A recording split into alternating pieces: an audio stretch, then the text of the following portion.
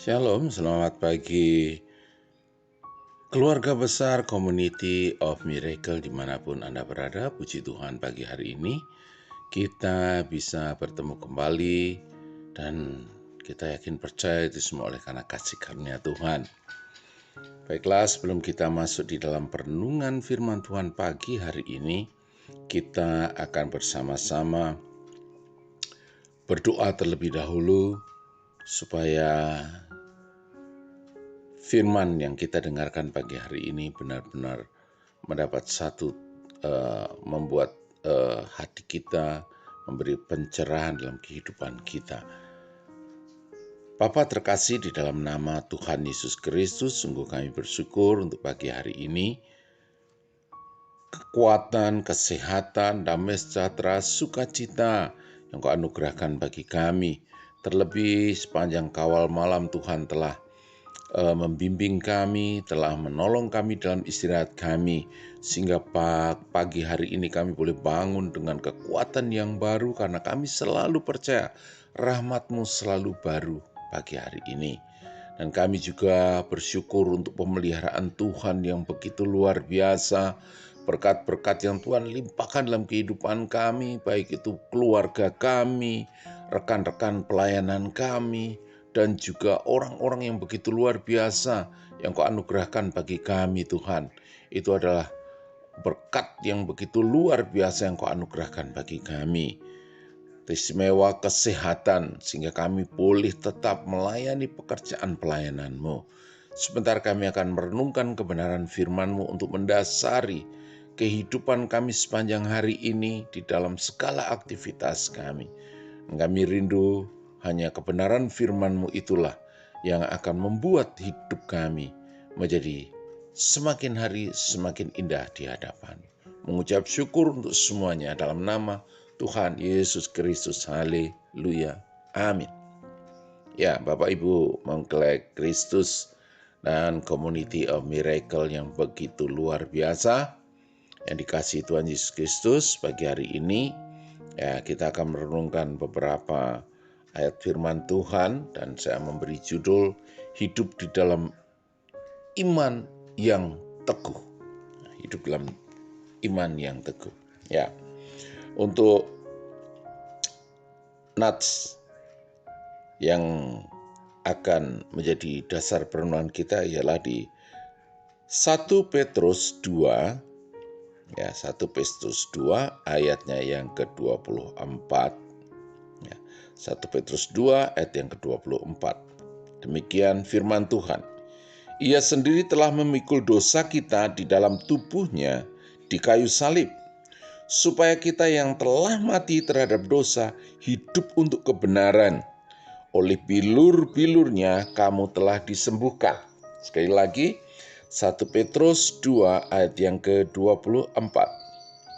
Ia sendiri telah memikul dosa kita di dalam tubuhnya di kayu salib, supaya kita yang telah mati terhadap dosa hidup untuk kebenaran. Oleh bilurnya kamu telah sembuh. Bapak Ibu Saudara terkasih, permasalahan menjadi hal yang tentu selalu ada dalam kehidupan kita. Baik dalam hal keuangan, kesehatan, hubungan sesama kita dan mungkin juga keluarga kita dan banyak hal yang lainnya. Namun masalah terbesar manusia sebenarnya adalah dosa. Ini adalah permasalahan yang terbesar. Dan dosa sudah diselesaikan oleh Yesus lewat pengorbanannya di atas kayu salib. Ini artinya bahwa jika masalah terbesar yang ada saja, yang terbesar dalam hidup kita, Tuhan bisa selesaikan, maka kita harus yakin masalah-masalah yang lain tentu menjadi hal yang sangat mudah bagi Tuhan dan tentu bagi kita orang yang percaya kepadanya. Bahkan dari pembacaan tadi, bahkan lewat pengorbanannya kita diingatkan bahwa oleh bilurnya, kamu telah sembuh. Oleh bilur-bilurnya. ya, kamu telah sembuh. Tuhan memberikan keselamatan dan kesembuhan yang sempurna. Ya, kalau kita percaya bahwa kita menyembah Allah yang menyelamatkan, maka kita juga akan mengalami kesembuhan. Oleh sebab itu, Bapak Ibu, tetaplah memiliki pengharapan kepada Tuhan.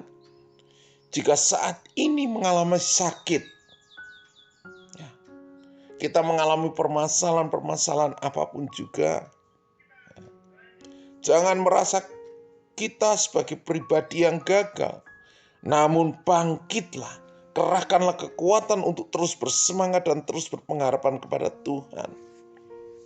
Sebab Dia memberi kesembuhan dan kekuatan.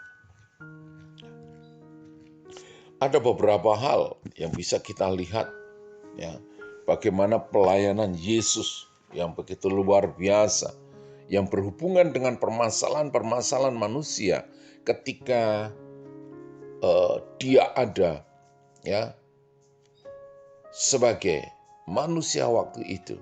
Ya, ada beberapa hal yang akan semakin menguatkan dan meneguhkan hati kita. Ya. Contohnya adalah di Yohanes 5 ayat yang 8. Kata Yesus kepadanya, bangunlah, angkatlah tilammu dan berjalanlah. Ya. Kisah mengenai pelayanan Yesus menyembuhkan orang yang sakit yang berada di kolam Bethesda. Ya. Orang itu sudah cukup lama sakit, ya, sekitar 30 tahunan lebih. Nah, dan setiap hari ia menanti ketika ada goncangan di kolam.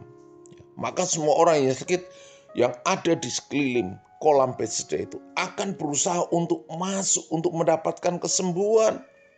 Ya. Namun orang ini karena keberadaannya dia lumpuh, ya, sering sekali didahului orang yang lain. Ketika Tuhan Yesus melihat, ya, dan mendekati orang ini, Yesus bertanya, maukah engkau sembuh? Ya.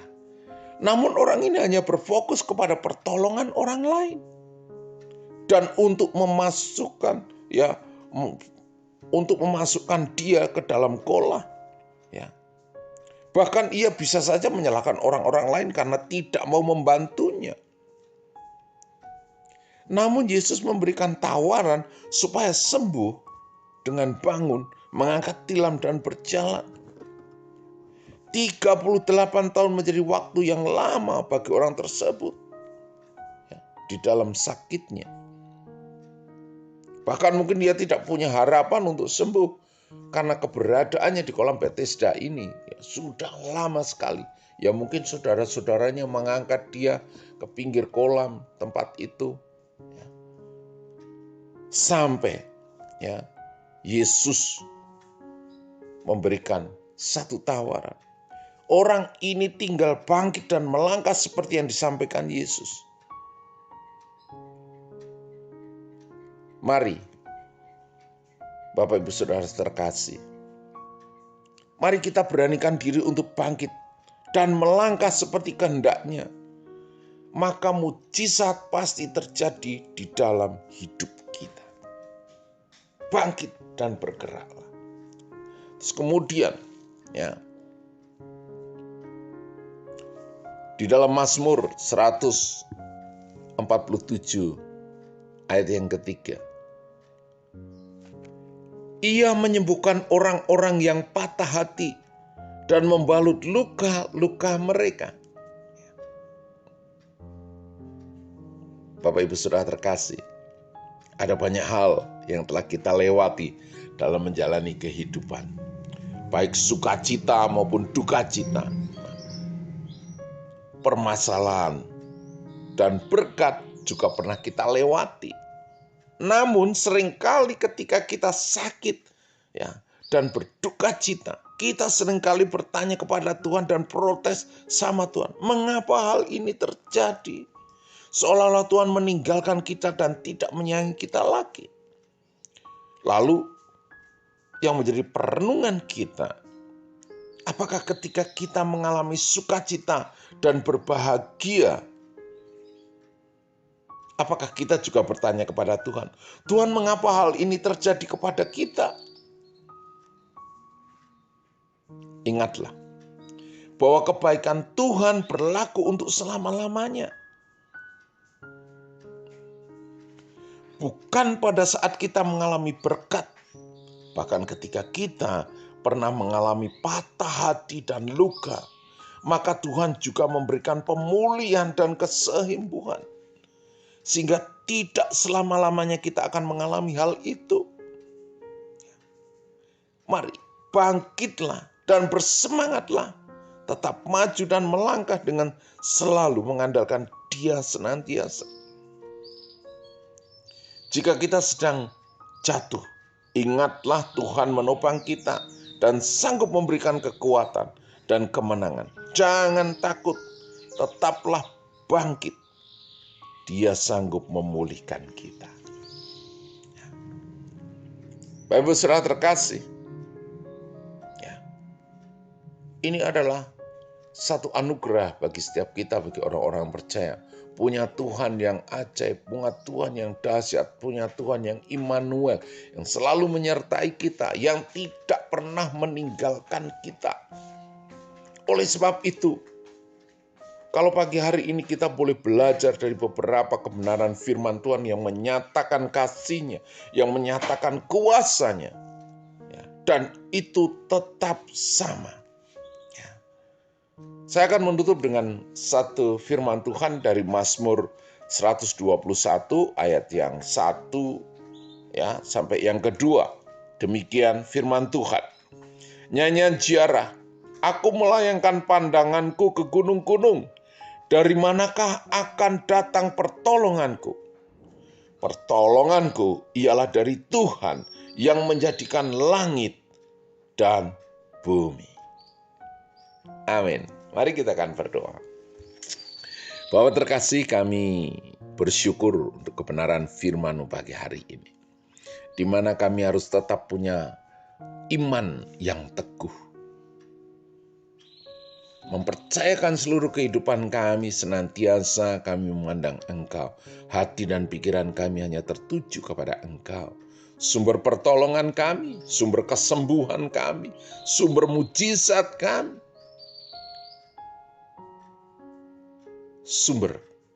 segala sumber kehidupan adalah Engkau.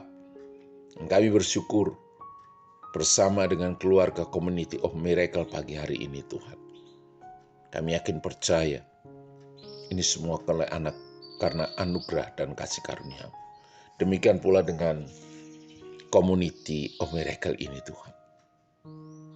Ini boleh hadir untuk benar-benar menyampaikan kebenaran-kebenaran firman-Mu, menjangkau jiwa-jiwa yang belum mengenal Engkau dan merasakan kasih. Berkati Tuhan pengurus yang ada dari ketua umum, ketua-ketua bidang, ketua-ketua komisi yang ada, Tuhan. Mereka bersatu hati bekerja untuk kemuliaan-Mu. Pelayanan-pelayanan mereka Tuhan berkati. Mengucap syukur pagi hari ini, kami sambut hari ini dengan penuh sukacita.